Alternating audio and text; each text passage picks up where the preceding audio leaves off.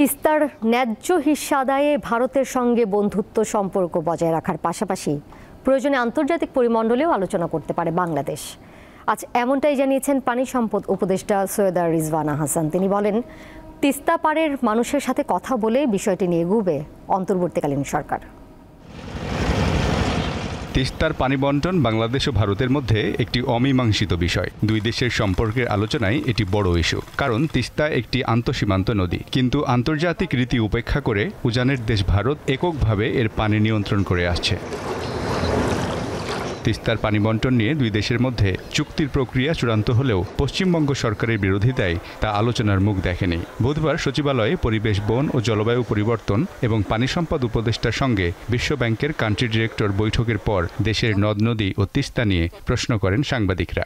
বাংলাদেশের তিস্তা নদীর উপরে যে অধিকার, সেই অধিকারের কথা বলতে, লিখিত দিতে আমরা একদম পিছপা হব না। তিস্তা পাড়ের মানুষের সাথে এবার কথা বলা হবে। ভারতের কিন্তু আমাদের মমতা ব্যানার্জি বলেন যে আমার মানুষকে বঞ্চিত করে আমি পানি দেব না। তো আমার মানুষ কি চায় ওটাও টেবিলে যাতে আসে সেই ব্যবস্থাটা করব। তিনি জানান, বাংলাদেশ ভারত 54টি অভিন্ন নদ নদীর মধ্যে কুশিয়ারা ও ফেনী নদী নিয়ে চুক্তি রয়েছে। বাকিগুলো নিয়েও আলোচনা করবে সরকার। বিশ্ব প্রেক্ষিতে যদি দেখেন যে আপার রাইপেরিয়ান দেশ সবসময় লোয়ার রাইপেরিয়ান দেশের সাথে এই কাজগুলো করে। আন্তর্জাতিক যে নর্মসগুলো আছে, আইনগুলো আছে, এগুলো আমরা তুলে ধরবো।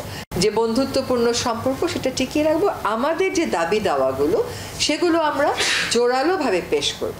আমরা হয়তো আন্তর্জাতিক মণ্ডলেও কথা বলবো যে এইগুলো হচ্ছে আমাদের ন্যায্য দাবি। পরিবেশ, বন ও জলবায়ু পরিবর্তন উপদেষ্টা জানান, নতুন করে ইটভাটার লাইসেন্স দেওয়া হবে না। অবৈধ ইটভাটার বিরুদ্ধে ব্যবস্থা নেওয়া হবে। নতুন ইটভাটার লাইসেন্স দেব না। মিজানুর রহমান, দীপ্ত সংবাদ, ঢাকা।